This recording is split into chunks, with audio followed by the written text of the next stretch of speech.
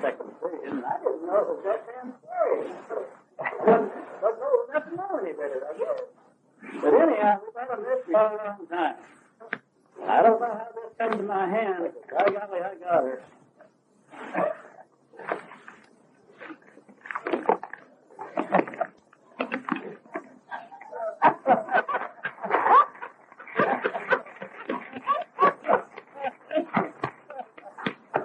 That's about all I got to say.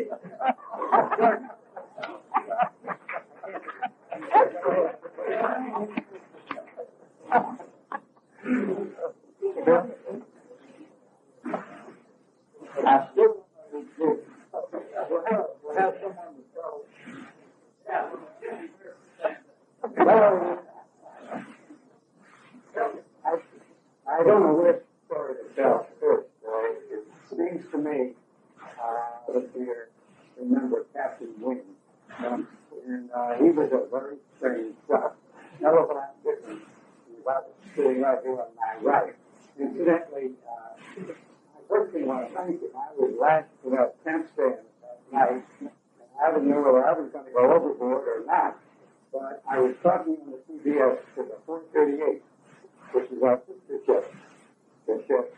But I could hear a friend of mine who went to gunnery school with me, and we were talking all of a sudden I didn't hear him. And I kept trying to raise him, and he could never raise him. And when we got finished, the 438 had lost its entire superstructure of about 10 men. They'd been lost overboard during that same time. We managed to survive. A little story about Captain Wynn, who was our first captain. They had sold S&P. I will tell you the first story. When he first came on board ship, he was looking for somebody to run the laundry. And I think he mentioned some man who was no longer with us, a Rosenheimer or something like that. And he asked for somebody who would volunteer to do something about a laundry and wrote, my father was a sailor. He said, all right, you're going to go to school tomorrow and you're going to learn all about how to run the laundry. So he did, and he came back the next day, and the captain said to him, all right, I've got a set of whites here, and I've got some skivvies. He said, and I want those whites absolutely crystal clear and white as can be. I want you to bleach them and do a good job. Well, Rosie didn't remember exactly what he learned it for, and he decided he put those whites into the laundry machine, and he put a little bleach in there, and he went to sleep, and the next morning he went to get out the whites to finish washing them, and he pulled out a bunch of shit. Just went, forget it. And he was in acting, he didn't get on for a couple of weeks. We had quite a captain, as you all remember, and he has, about Mr. Hart, but I think that Ed Wynn was pretty much a womanizer too. He used to bring all these lovely ladies aboard the ship for dinner, and he had one night, he called all the officers into the wardroom, and he said, now this evening, he said, I'm going to have Mrs. Wynn aboard. I want you all to behave yourself and be very nice. So it just so happened that I had looked, and I was ashore. I came aboard around 11:45 at night, and the captain was on the quarterdeck. And I said, good evening, Captain. Good evening, Mrs. Wynn. He said, this isn't Mrs. Wynn. This is, you'll see me up in my cabin. So about 10 minutes later, he came up and he said, I said to him, Captain, you told me that you were having your wife aboard for dinner, and that we shall be very nice to her. He said, she worked here for dinner. He said, well, I took her home and I brought back this morning. He said, you will be in hand for the next couple of days because that wasn't the right thing in Paris. Incidentally, I don't know whether all of you know what happened to Captain. You all remember that we did run aground on New York Harbor, just off of Staten Island. And he always said that we ran into a submerged object. The only point was the night before he'd been out around, he'd forgotten to tell the executive officer to order a pilot. So when it came time for us to leave at 0700, he said to Peg Griffith, well, he said, where's the pilot? He said, oh, sorry, Captain. And he said, I didn't order the pilot, that you didn't ask me. He said, people have been out of this harbor a dozen times. He said, you don't have any trouble. Just let us rendezvous out in the harbor. So off we went. And Griffith was looking at the charts, and I was there standing watch. Griffith was trying to figure out exactly which way to go. And he said, Captain, we've got to come left. He said, because we're on the wrong side of that boat. Captain said, don't tell me which way we're going. And shoom, and the next thing we were right on the sandbar off of Staten Island. We come back into shore, and we go to look the Midway, and we had broken a screw, and we had oyster shells in our main condenser. So they had a little court for him to do a sort of inquiry and find out just what was going on. And so they called on this strange lady on that berth who happened to be board or knew the people on it. He was a graduate of, or rather he went to Annapolis. He never graduated, although he wanted everybody to think he did. And he got the people who were on the board to exonerate him, and he said that we got the oyster shells and the main condenser on our prow line, and we headed up to Oyster Bay, and we must have just gotten in there when we got to Oyster Bay. But to tell you the sad story of what happened to this man, you know, he got sick at the end, as we all know. He had what we call the crud, and he had those awful kind of creeping sickness that we got on our feet.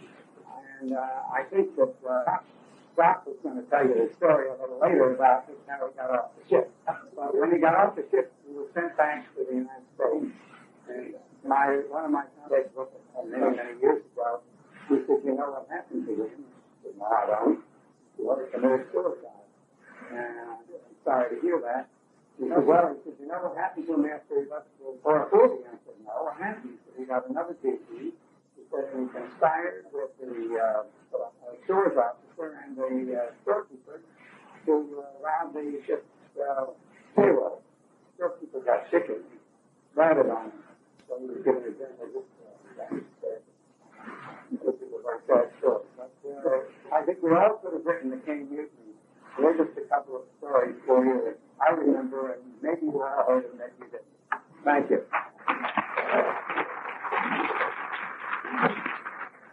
Thank you, dear. Now, the work about thanks. It worked out as a easy.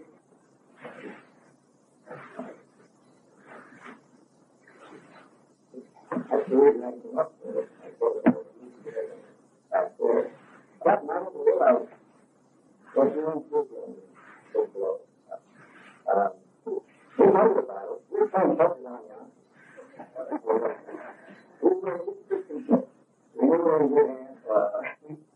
I wouldn't burn here on the stove. I have a lot of stories to tell you. I'm not going to tell you everything because I've told you 1,000 times. That was really interesting. The last couple of days. When you thought I was there by a woman, I don't say it. I haven't had that interesting topic for a long time. The jury is fine. But I could tell a couple, and I could tell people who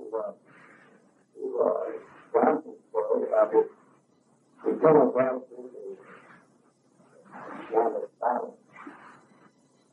She said, we didn't touch on that, so I think it will be story. So, they wouldn't be funny enough. And Johnson was out of the world, still thinking out of the world, he's silent. And I said, keep right here. And this is why I thought that was what I was doing. But I was talking about how Russell got to become secretary. Your friend of mine got to win. Called me up to his government on Wednesday morning. The following year, he put on his bulletin. I put it. Any person who cites the Japanese vessel in any time is immediately advanced in rating. So, the first one is I remember saying, well, after doing a very birthday, we bought suffering because after families of different railroad teams, we broke those to zero to the captain and finally got the thing. And the next day, I got the wind climbing up and he says, I want rappers, waves, bags, well, yesterday. Well, in the meantime, I had checked, and the rule was that you cannot fix broken birds a second without a minimum. And it was putting this kind of back 3 months. And only then, if the commanding officer about the actions or above and beyond the college, and only then would the approval of the year and the voting out. Other captains would worry about things like that. But I thought, well, I better tell. And I asked for my opinion supervisor for the bar. I went home to the bar. He said, well, you should. He said, but I don't know if I would if I would. So, anyhow, when I went up to the captain, I talked to the officer about it. I got it water in May 2nd, I think. August, if I recall. And I do recall. So, he was not the other room to look at the first. He told me I got some of it, I was doing my duty anyway, I was after but I told the captain, he didn't want to hear that. He got around him right now. In fact, the captain, I said, don't tell me what we can do. He weaned me out left and right. He said, you haven't heard the end of this. He dismissed me. So I went back down and he didn't do me. All I thought I would do. Well, I didn't. Months go by, and now it is November the 1st. And I go up again, and he gives me names of 3 or 4 people who get advanced rating. And fine, thank you for it. And I want to walk away. I just find you can do that now. No, he said. I was September the 26th. He wouldn't give up. So, I had a couple of options open to me at that point. One of which I really wanted to exercise, but I was told kind of too hard, given the nature of man. I thought I was going to give up. Great violation of regulations and evil about it. But looking at the other things, I almost have to, that's how we became this man as well. But I would like to tell one other story because there's nobody in the story I'm getting tired of sleep. But I'd like to tell a little story about 2 people about stories making their when we got back, I tried to decide what state we call one half of the book got to go home November the 5th, and whether they would get first, they would get Christmas and New Year's, and the second half would get to go to Sunday and Canada, something like that. They would get Christmas and New Year's at home. But I couldn't go in person until the end of the month. I was not allowed to report. So I asked the same guy now that the other on Sunday. What was the lead? He said, well, that would be fine. I look up to you. And I said, well, if you're right, I say, but no, I'm going to do it. And he said, I used to find to get his mother to that down. So he got around. Well, that was first, but you know, I agree. He thought he had an easy job. So he didn't go baby. So, I went down and I told Bob, I said, sorry, he said, guys, I found out you get it right away. So he did. We passed, and I went up to get our lawyers and some other papers, signed early, very early, the next morning on a radar arriving. He was black. And I took some of his papers at him. Smiling, and I said, don't worry about it. I signed them out and done nice with them. So we got back. And I heard about this long period of time. Really intense about it. But the same man was 3 years later, when he suddenly died, what Billy and I apologized for that. Well, I didn't even have it. I don't even know about it. Because he was right. There was something to do inside of me. He didn't like it. And I have to say that what was 2 hours of the day, I was my favorite. Thank you.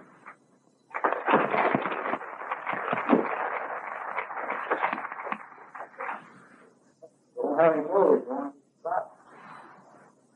Go back tomorrow for a lunch. I love 31 myself. Okay? If you would probably have a shakedown street for the music and on the way up. Got in, said, Bill, what do this for bad? And I'm a little out of New York and got it for I don't really told it, maybe told it. Probably 50 hours out of New York. He asked for it. And that was, I think, the first. No problem. No one, absolutely no one is on this list. No one. So we got documents how to survive. Here we are, you get it back. We got it. Here we were, I always said teacher. So I was down about later. Public telephone. Yeah, you know, just trying to jump the ship, run down to that telephone, something else. But I was watching, kept the thing while I worked and worked and worked. And I thought the coach was clear. I ran to that telephone, and I tried to get her going to sleep. And I called her. Oh, I said, you're over the red cross, or get me off of this ship, or get me up. So I went down to the port, and I was back. About 4 hours later, it was needed. They looked in the half an hour, one of them, I was Goolsby at the port there. Yeah, I went down to the we held in the port cross. You got orders in your family? You think you can leave? I said, I'll do my very best.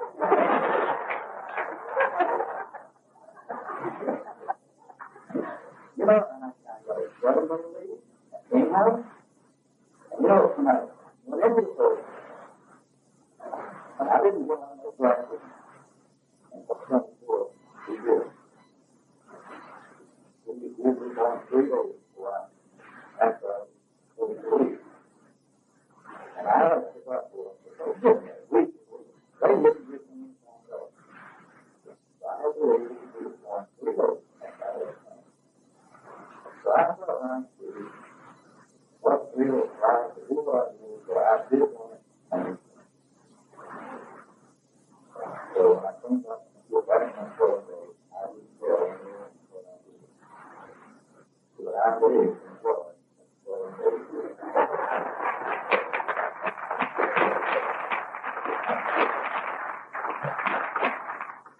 Do we have any other volunteers? Here comes good man, Frank.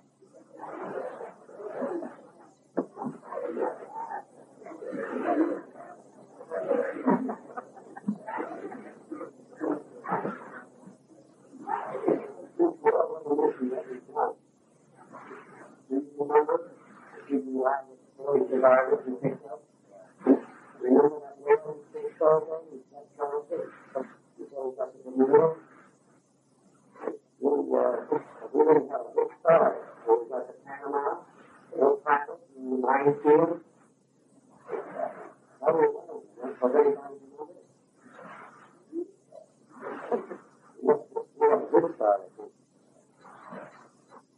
Like I said, growing up, we don't really die. That's what we had in school. We had a money here with one time.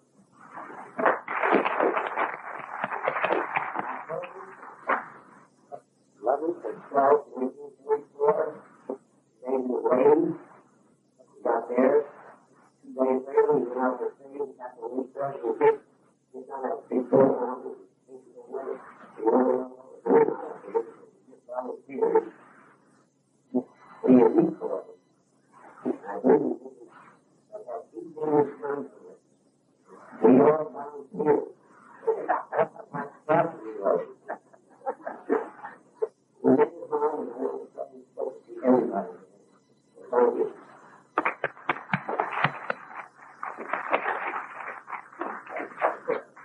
blind.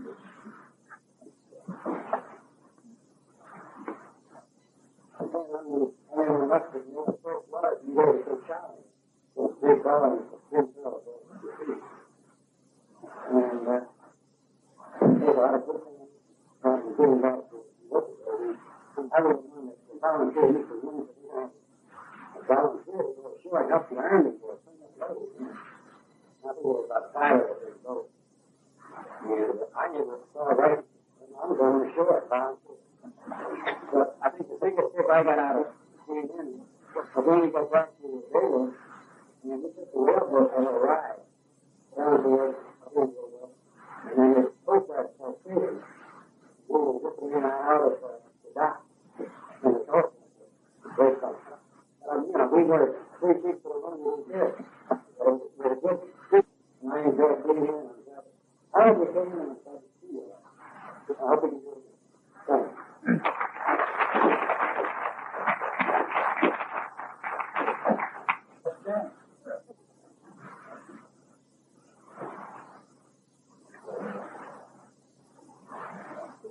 All right, well, enough for this. And the next week, another good story. Any other good? Who wants to hear your story? I don't have any exciting stories. I would like to remind everyone who may not have transportation to Opera Land and also the Jackson. I have 2 taxis in the hospitality room. The volunteer drivers and after staff the names of passengers who would like to ride with them. Pick the drivers. I almost between scriptures one moment. On the way from Manus Island to Palace. Just before that, we were outside an ammo ship, take on some ammo. I guess we had a brisk wind. I was on the cabin, calling off the bearings, skipper, and I made a story to saying, skipper, I think we're coming in the road to stop this. It wasn't my business to tell him that. It was just give up. But yeah, he reminded me, quartermaster, I know what I'm doing, you just keep calling me out. And we told, I think it's somebody in the side of the ammo ship with their anchor. Does anyone remember that when they done something?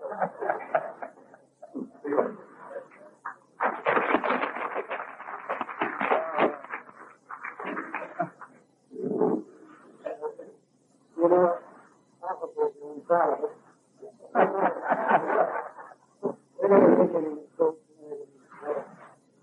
If you remember the movies we had, where they stay in the we have that really good. So after looking at it, so I put up a great big concept up and movie. We will get the whole way throughout it, really neat.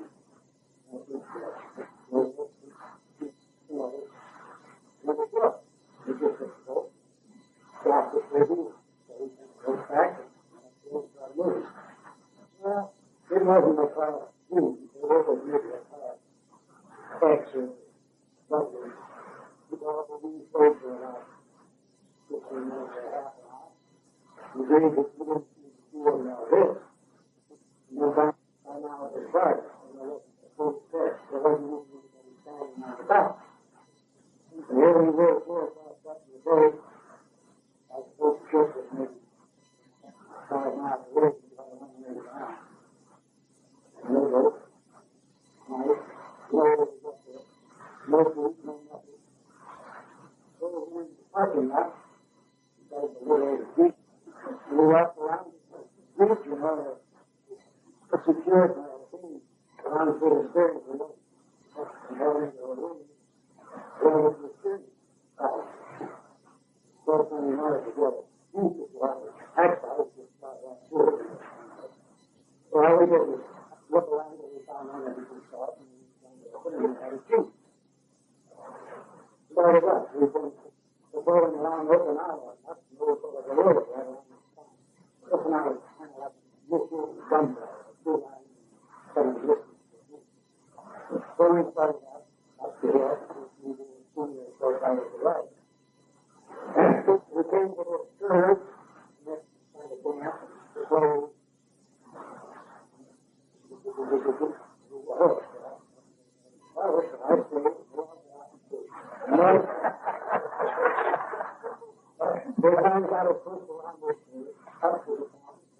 children, and when you talk about it, all of a sudden,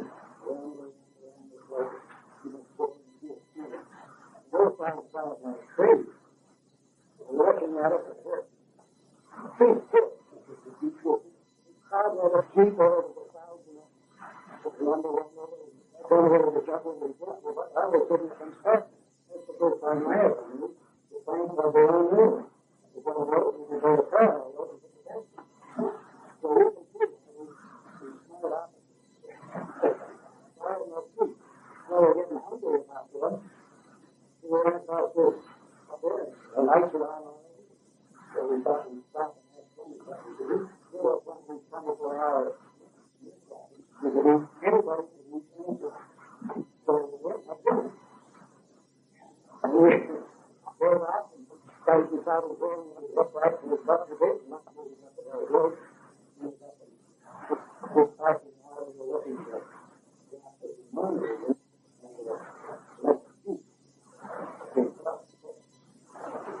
Let's go. That's on the list. If anyone is found with a student does not have authority to have that position, and the others immediately will not. Not on it. Absolutely.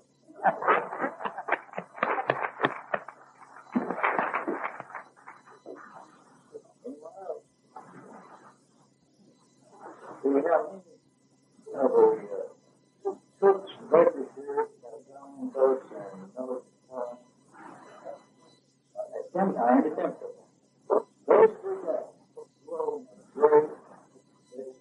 Thank you for the great story.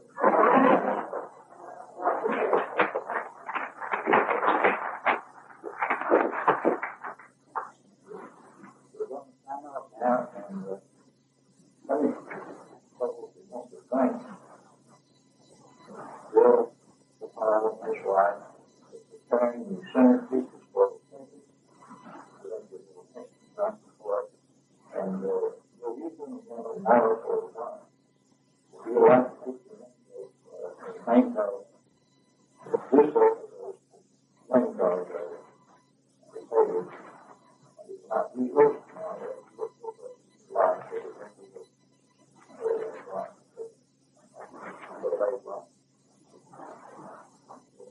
Morning, down the hall, just like this.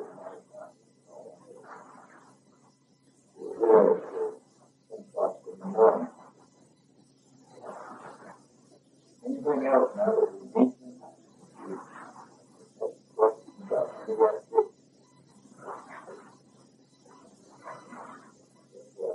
Pardon?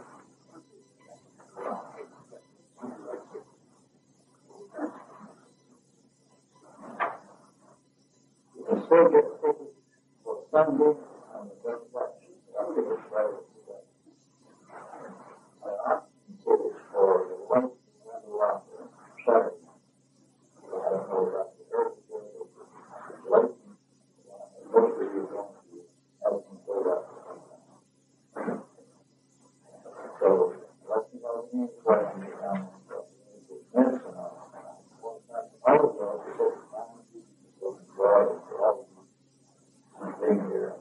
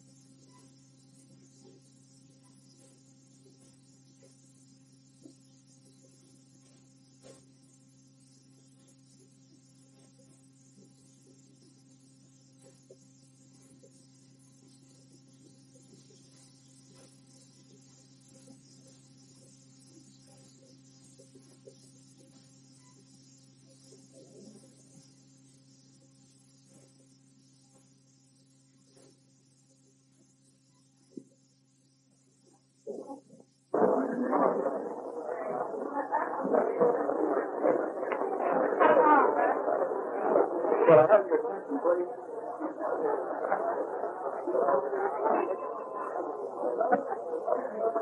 If you, I think at the meeting, you haven't, you folks attended, but those of you who would like to turn your chairs around and where you can stay up front, please do so.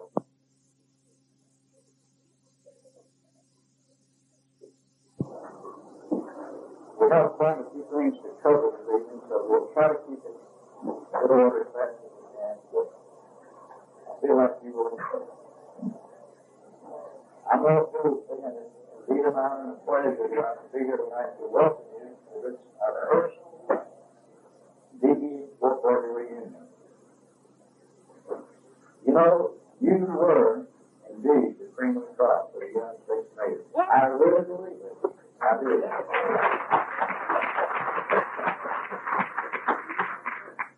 I also believe that the reason I'm here tonight is because you knew your job on that ship and you did it well. And that's why I'm here, and that's why you're here tonight. And so I'm pleased to convey to you a very sincere, hearty welcome to this reunion. And I have also, I would like to convey to you the greetings and best wishes and a hearty welcome from three individuals that I'm sure you'll recognize when I read their names. I have a letter here addressed to you. It's from the state of Tennessee, the governor of our state. Congratulations to the crew of the, quote, battleship, the USS McCoy on the 440. On your first reunion. I, for one, am certainly glad that you were there in 1943, and thank you for a job well done. We are honored that you chose Nashville, Tennessee to hold your first reunion. May it be the first of many. It is with pleasure that I, Ned McWhirter, Governor of the state of Tennessee, do hereby recognize the World War II McCoy E-440 who played a significant role in the events that shaped the world of today, and I issue this certificate of appreciation, and it's signed by the Governor, Ned McWhirter. And here's what he sent, and it's available for you to look at after we dismiss today. And I'm supposed to see the state of Tennessee, and the certificate which reads the state of Tennessee by His Excellency Ned R. McWhirter, Governor, by virtue of his authority vested in me, I hereby confer upon the USS McCoy the E-440 this certificate of appreciation and recognition for outstanding service in the best interest and the highest traditions of the state of Tennessee, given under my hand in the state of Tennessee in Nashville, the 24th of April, 1987. Signed, Ned McWhirter, Governor.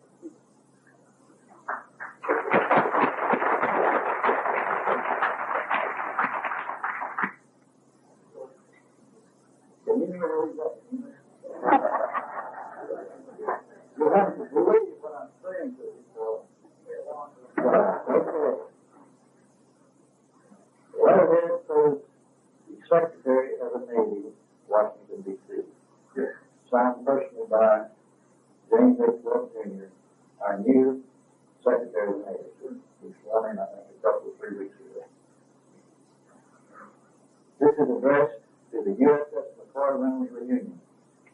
On the occasion of the first three members of the USS McCoy Reynolds, I send my best wishes to all those shipmates who helped her win 4 battle stars for World War II service and 1 battle star for Korean service. From convoy to escort duty to anti-submarine patrols throughout the western Pacific Ocean, the McCoy Reynolds and her brave crew got their mission with conspicuous spirit and great courage. I congratulate each of you, including those whose ultimate sacrifice brings them to your reunion only in spirit, for such valiant service in defense of our nation and the cause of freedom. You have brought great honor upon yourselves and the United States Navy, and I honor undimmed by the passage of time. America's freedom is secure because of the sacrifices made by men like you who are so keenly aware of the importance of a strong nation. In the past, your sense of duty protected our freedom. Today, and in the future, it is our obligation to remember our departed shipmates and Marine Corps privates and colonels, and to reach them to the task of keeping freedom alive throughout the world. My warmest regards for an indelible reunion. Personally signed by James H. Wells, Jr., Secretary of the United States.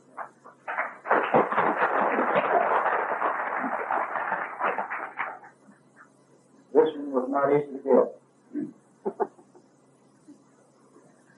The letterhead says the White House, Washington, D.C., May the 7th, 1987. It gives me great pleasure to send my greetings to the crew of USS Okinawa gathered for their first reunion in Knoxville, Tennessee. Each of you has gone your separate way in the world, but as this reunion proves once again, your society together forged a bond of fellowship that time and distance cannot break. Together, you confronted danger and endured terrible hardships, and together, you rose to the challenge you never faltered. Many of your brothers gave their last full measure of devotion so that others might live in freedom. Your defense of liberty will never be forgotten. And America's debt to you will remain far more than we can ever repay. I take a moment with you to honor your brothers who can no longer answer roll call. God bless you all. Personally signed by Ronald Reagan.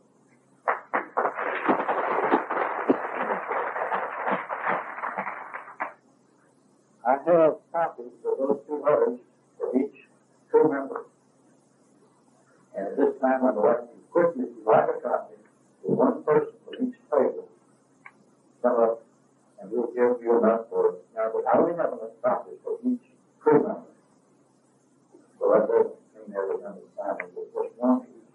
So one person for each table comes. Count how many you'll need for your table and come up and get one copy of each of those letters. And just one.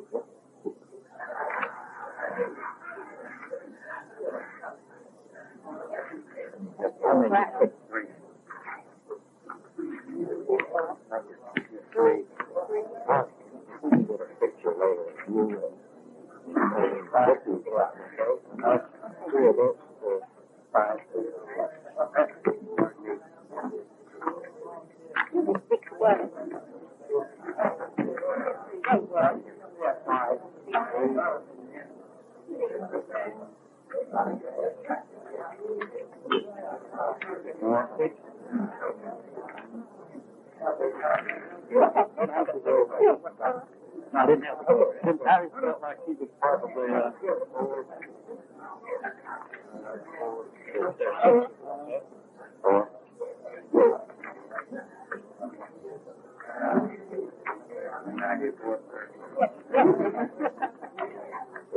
make sure.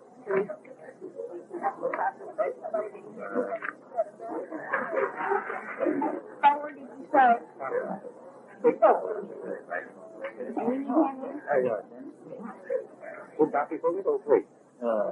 How many did you want? That was just one of your jobs.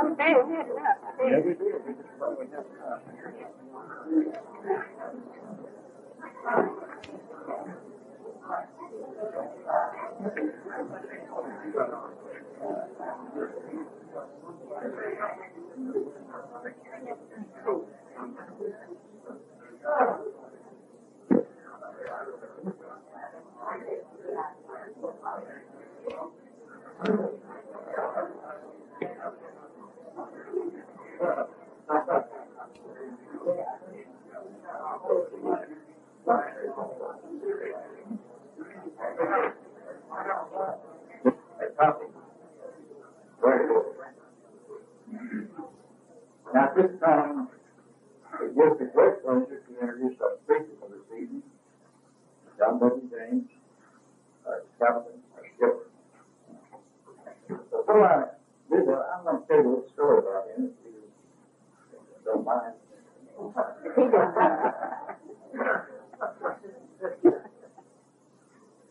You know, he came on board at Ulysses, our other captain Hill or whatever, and so Captain James.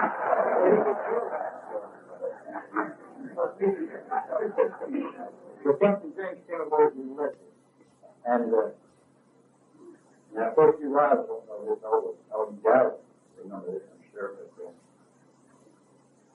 the first that he was aboard that ship, he didn't go back to the east of the child.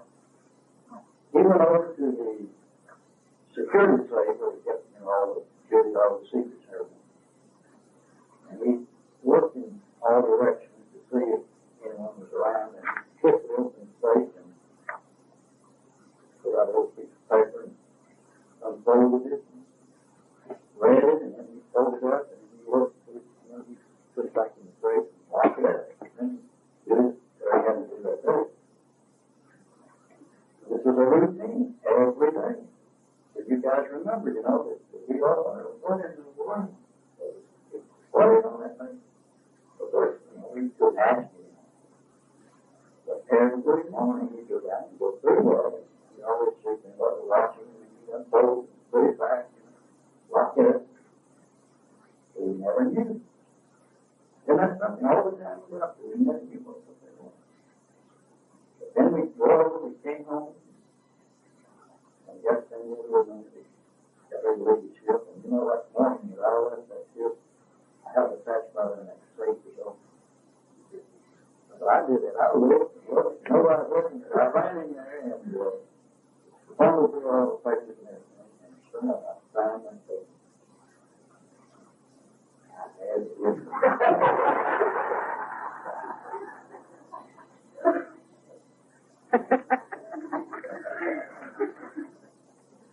Here's what it says. Starboard is the right.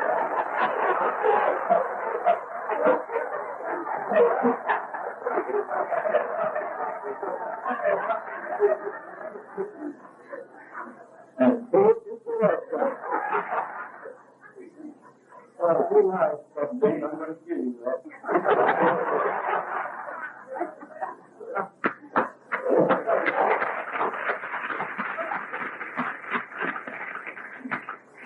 I want to say there's one thing now that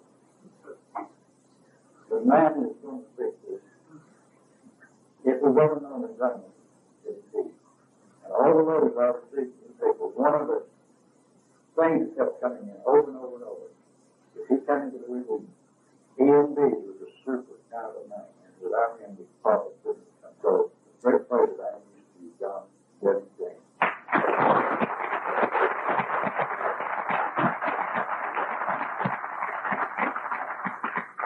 Thank you, Rob. I really didn't know that anybody found out about that. There's one thing that we really should do before we go any further, is give thanks to all the knowledge for all the work we've done. This is a superb job. So let's go.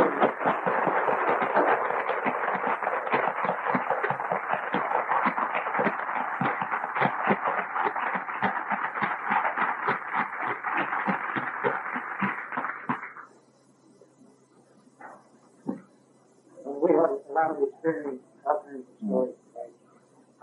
It's all about that the men in the crew might like to hear what it was like going through that the eye of the typhoon that day in June, from the point of view of the captain on the open bridge, and the wives and guests and the children might also like to know something about what happened that night. Which you probably haven't heard from your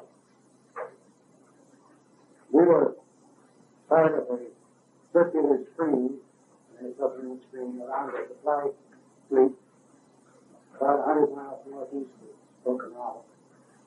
The supply fleet serviced the carrier backport, which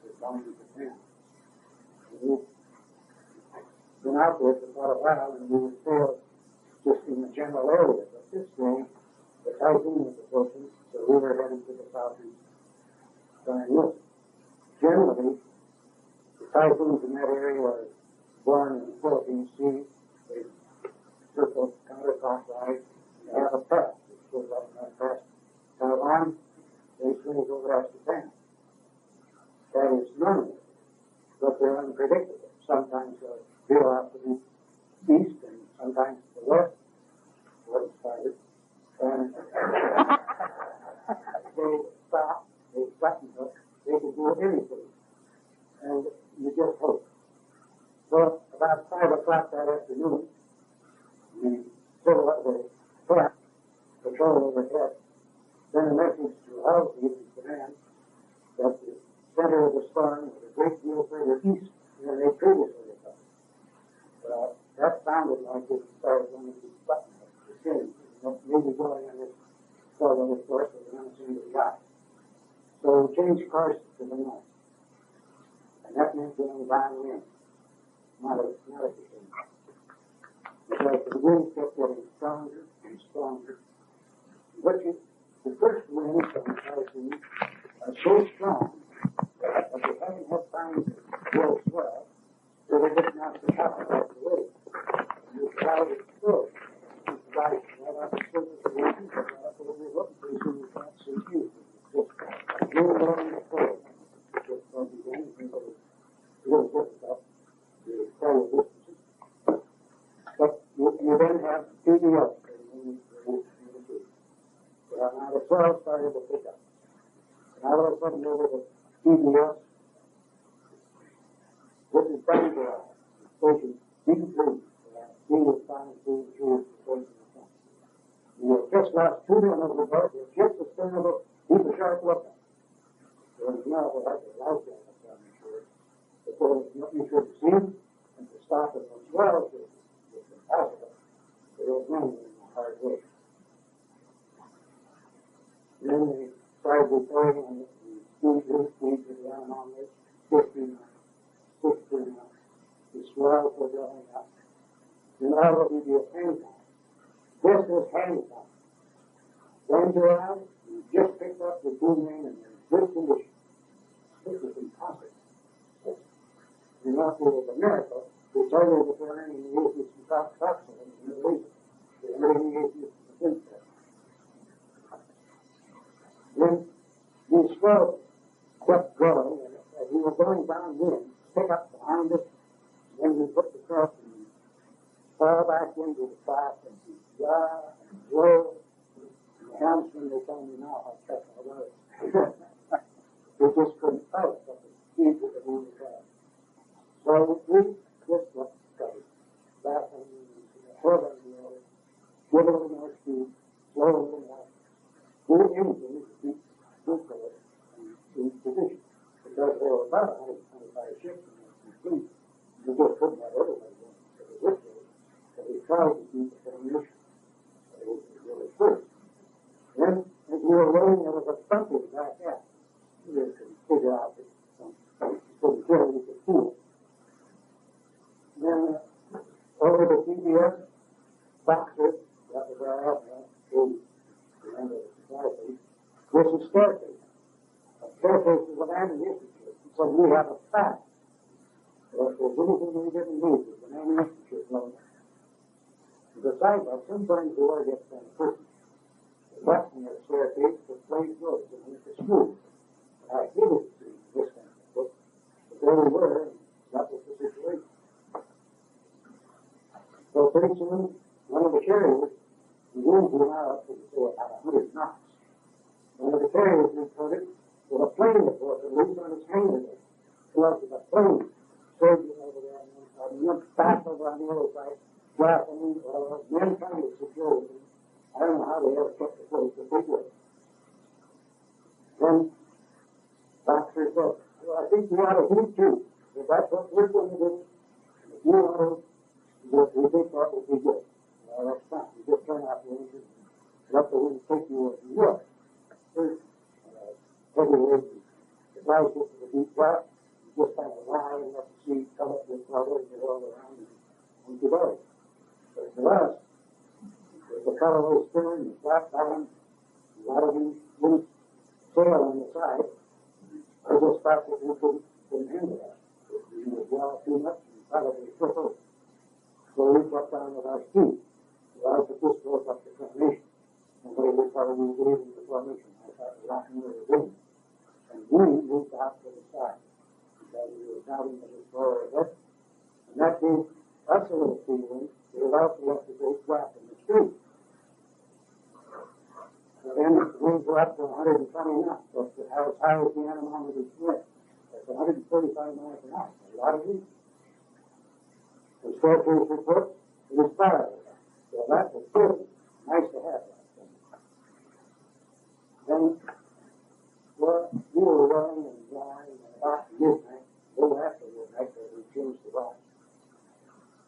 I was wedged in with one corner of the bridge, and arm around the stanchion. Lots of the deck was wedged into the other corner.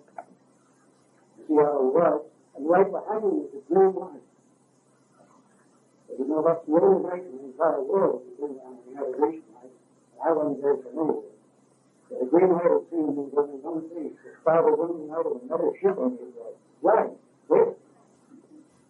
I was grabbed the voice to change course, increase the speed to turn 15 knots, pick up the fuel, and fall back. We're close to the starboard side.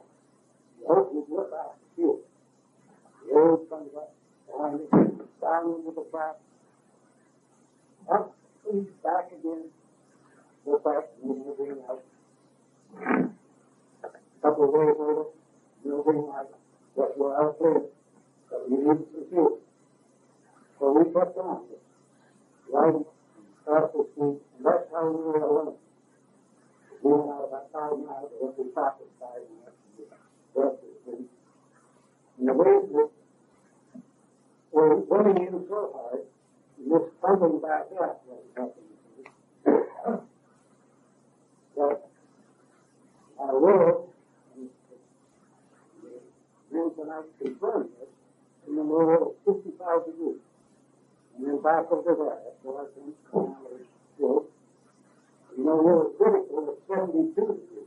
Critical means that you keep right on rolling after that and turn short. So when we just roll over there and keep hey, and then you come back and roll over there. And the rain comes down the front. The bridge was a bridge.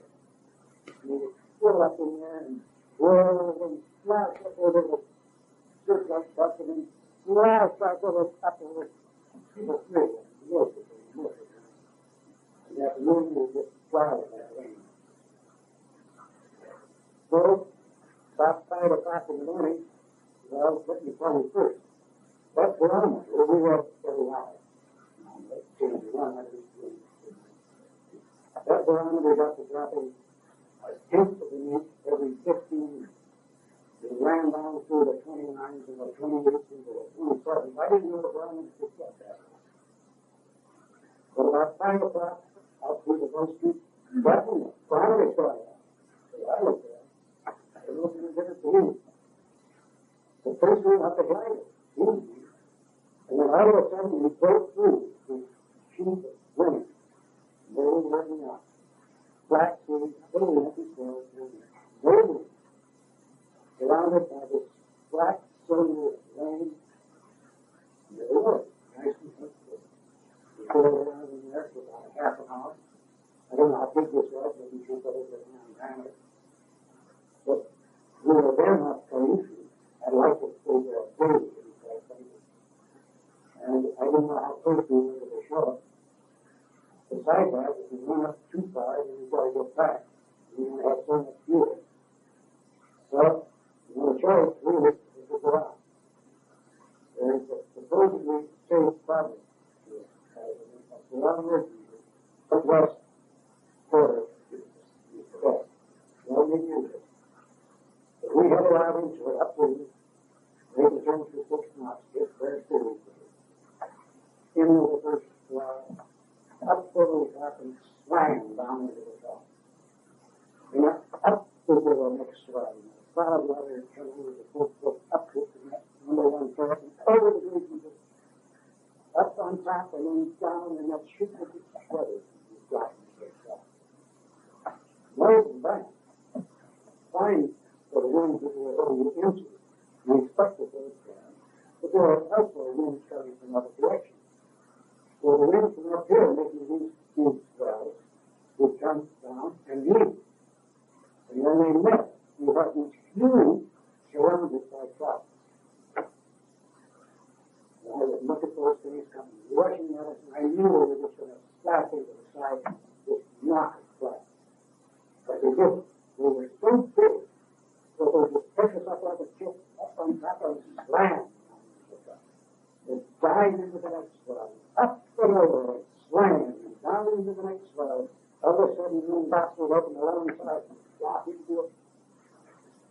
And I'd look up, our height line was 28 feet. And I knew it was 1,000 high. That's 50 to 60 feet high. Those were still huge, not below. So, we kept on to about 7 o'clock in the evening. By 8 o'clock, it was down to the sun in the boat. But we had to check our landing today. Back after. So then we didn't. We got to the point where our deck chart. But something and banging on our deck chart. Not only the ones in our day max, but the ones underneath. But I was top to have to be blown around the butt of its side. The third one, which are 45-degree angles, so it's up to the side of the pattern. We blow past 45 and we just blew it out of the barrel. Torpedo house held at the side of the deck house with another foot, this one at the side. And we built 2 insulators on it, still more than that. And that was all the way in. I had to flag, because we were able to flag with it. I posed with, on a canvas salvage, we got to put the hell in. And it was just like you would cut up with a knife. Except at one end there were 3 or 4 threads about 2 inches long, to the knot. That's all. That's right down to absolutely nothing. Well, that's all the damage we had. That was a good ship. The old wooden ship they used to say you were well down. But that's what we look at. It's all wooden planet there. We were well down. And well, too. So about 10 o'clock, we caught up with the fleet. We fixed with the master power. It was broken off right before the deck house. The miracle of that is that we got all of those men out. And back into the inside of the ship, and then they didn't sink. It was found that it was fell. The aircraft carrier, the front had a flat top of it. That was just draped down like a fish ring. The flares bunkers just dipped into the water, they were just torn off. Well, the hose was split. The damage report was frightening. There was a lot of damage to all of this. But the thing that really hurt was that the last of those carriers was headed to back to suits for repairs. We lost our carrier factory. And what we had done was carrying that thing. I didn't know. Anything about it, but it was quite an experience. Thank you.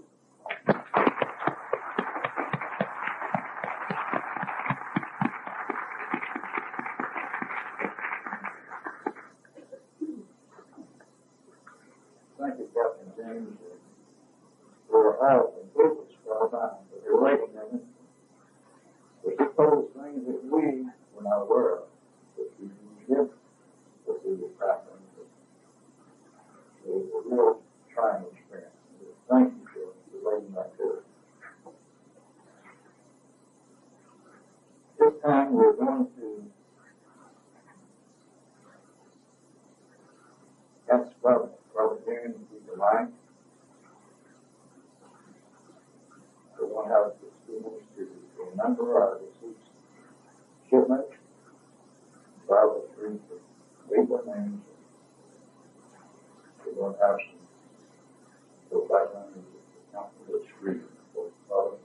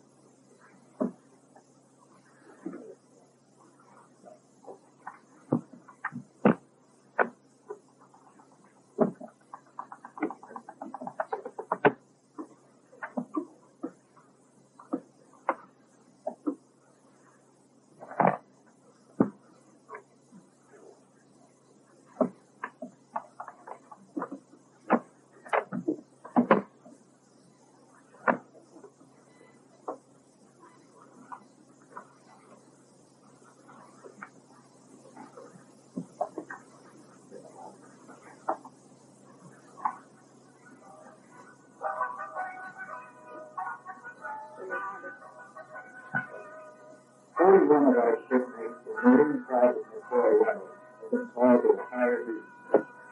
They are with us in spirit tonight on our mind. McCoy Private, U.S. Marine Corps, Robert Lubach, Captain Jerry, Sherman First Class, Irving Beck, Dover, Pennsylvania, Sherman First Class, First Division, William T. Kelly, Lieutenant, AS Bloomfield, Kenneth Bill Anderson, Fortune, Ohio, Leonard May First Class, First Division. Welcome to New York, U.T. Pitt, Okinawa, Pennsylvania, New York. William J. Quinn, Lieutenant Road, Lieutenant Engineer. Number one soldier, Green Corps of the Shooting Post Class, Second Division. Philadelphia, Pennsylvania, New York.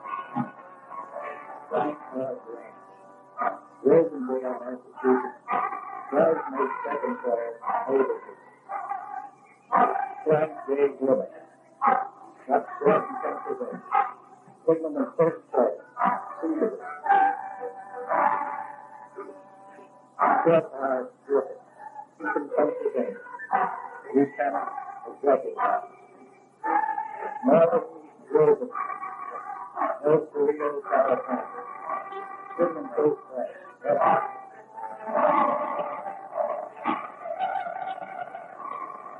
John Gray, West Virginia, West Virginia, A.M. First Class, Cedar. Steve Upton, Upton, Lucifer, Knoxville, Ohio, Louisville, Southern First Class, Cedar.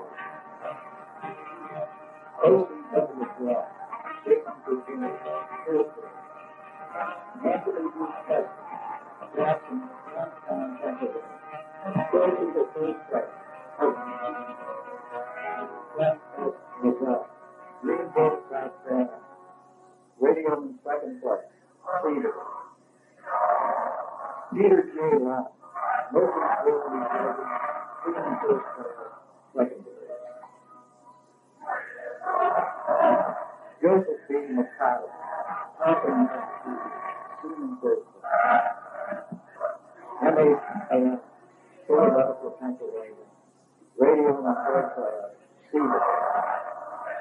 A.M. Neal, Fort Arkansas, Utah. Albert J. Massey, First Class, Pennsylvania, Signalman First Class, Cedar. Billy Wilson, Wilson, First Class, Virginia.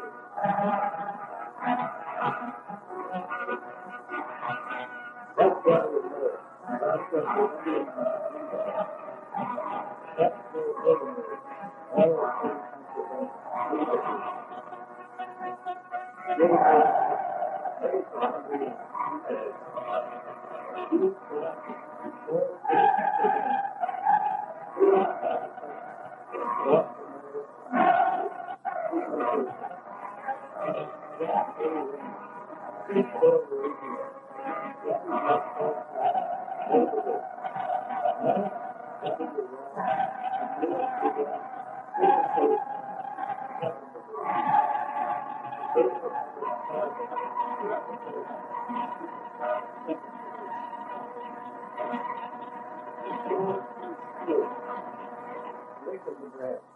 Seaman First Class, First Division.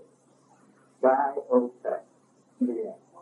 Radio Third Class, Cedar.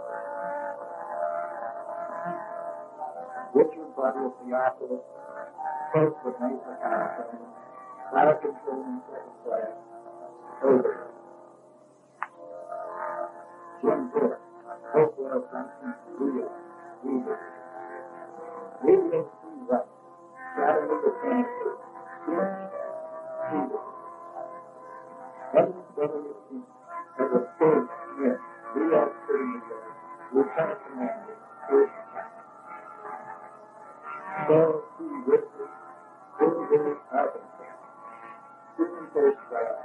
It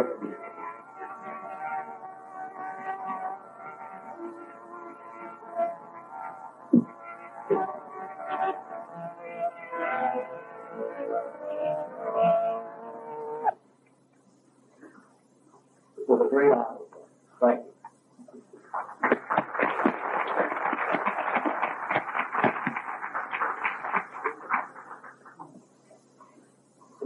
Thank you, Robert. We appreciate so much you doing this for us.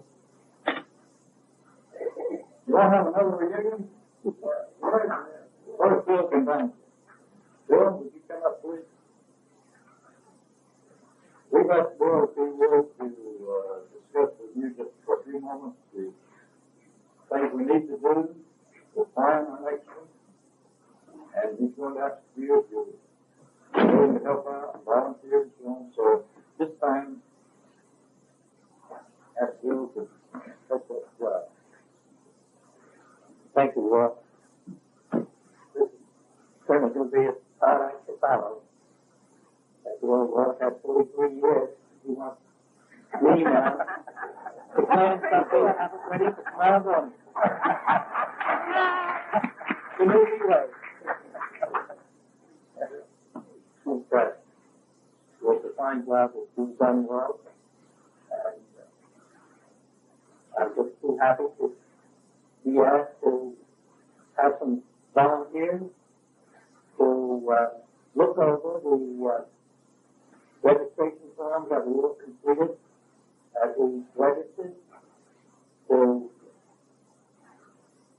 make some selections, review the registration. Shouldn't take more than a few minutes of our time, and make some decisions regarding where and when we would like to have our next reunion. So, well, I don't know protocol, the procedure here. We can ask for volunteers, or if you would recommend or elect, we could have a democratic procedure. But I think the simplest thing would be from the interest that has been generated here, if after we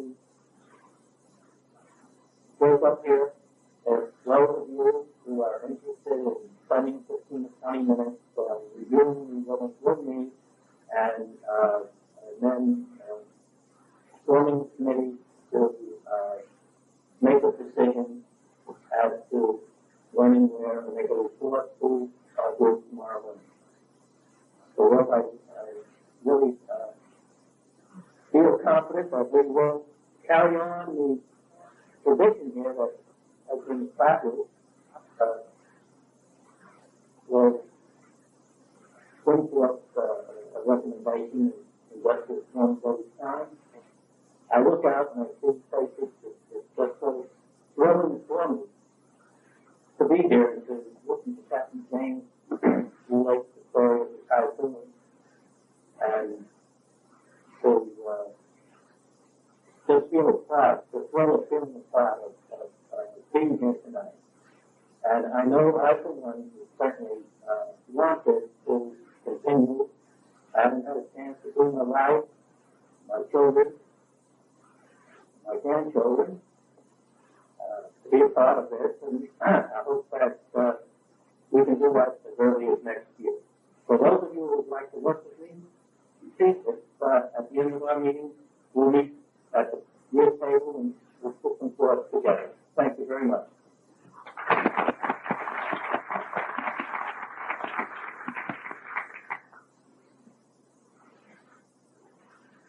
So don't forget now, after we dismiss the recent bill, so many of you indicated on your sheet today that yesterday when you filled out your registration form, we'll help out. So meet with them after we dismiss.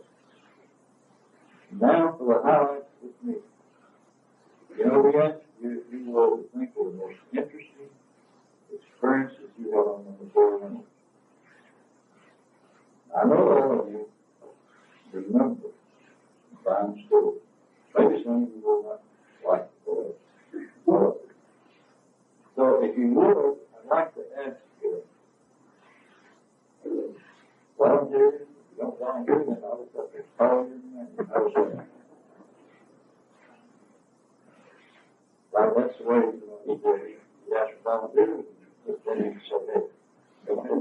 So, I'll start off first with Edward now.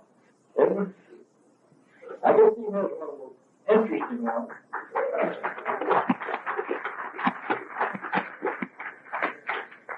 Now, one of these county notices speed up time. I'm going to move those two chairs up here, and I'll use up.